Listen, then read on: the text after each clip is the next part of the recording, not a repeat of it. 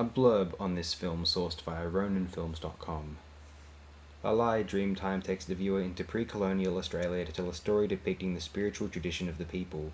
It is the story of Namarali as presented by Sam Woolagudja to his son Stanley and his granddaughter Kerry. Namarali is the law-giving Wangina of the Warora people, who along with him have many other such Wanginas. The Wanginas are ancient creators whose presence is real in the painted imprints of cave walls and in the shape of specific land formations. The film shows the importance of the Dreamtime in Aboriginal culture. Again, speeding this film up and placing it on here could get me in trouble. YouTube is germanophobic, but also I do believe it is disrespectful or considered so to show video of individuals who have passed on amongst certain Australian Aboriginal or Torres Strait Islander cultural traditions.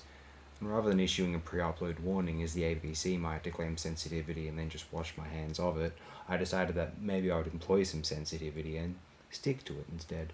One of the most pivotal and important documentary films from Australia, the 70s or world cinema generally, an anthropological cinema masterwork without the condescension, directorial involvement, observer influence, or obnoxious narration. It was even endorsed by the UK's rather legendary Tony Raines. He would probably hate this channel. All film commentators over the age of definitely 35 probably hate this channel on principle for not going through the old school avenues of institutional film discourse, or for just being a belligerent jerk in general. Hopefully for the latter, because that reason is warranted, obviously. Anyway, if you can track this one down, you are blessed. The true, most compelling story of Australians occurred long before the First Fleet, long before Captain Cook, long before even Dirk Hartog, and it was a story which was most tragically extinguished, or almost was.